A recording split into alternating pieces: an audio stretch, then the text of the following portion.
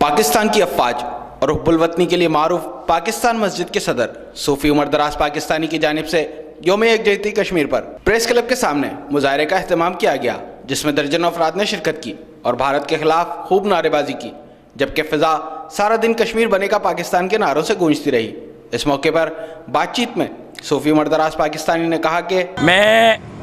خاص طور پہ آپ کے چینل کے تھرو اس پوری قوم کو نہیں بلکہ بین الاقوامی طاقتوں کو یہ پیغام دینا چاہتا ہوں کہ آج کشمیر کی یکجہتی کے ساتھ ساتھ ہم یہ پیغام دینا چاہتے ہیں کہ اتنے عرصے سے کشمیر کی گلیوں میں خون بہہ رہا ہے، لیکن بھارت اپنی ناپاک عزائم میں ناکام ہو چکا ہے، اس کا چہرہ بے نقاب ہو چکا ہے، لہٰذا کشمیر اب بنے گا نہیں پاکستان، بلکہ وہ بن چکا ہے، اور انشاءاللہ وہ وقت دور نہیں ہے جو ان قریب پاکستان اور کشمیر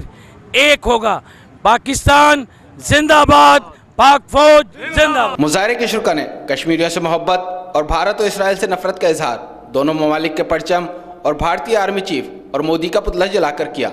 کیمرامین مانی جٹ کے ساتھ علی احمد شیخ، سٹی نیوز، حیدرآباد۔ ہم لاتے ہیں ٹاپ نیوز، آپ کے فیورٹ ٹاک شوز اور انلمیٹڈ انٹرٹینمنٹ صرف یوٹیوب پر۔ اگر آپ نے ابھی تک ہمارا چینل سبسکرائب نہیں کیا تو ابھی سبسکرائب کریں اور بیل آئیکن کو کلک کر کے ہماری لیٹسٹ ویڈیوز کے بارے میں اپڈیٹ جانیں۔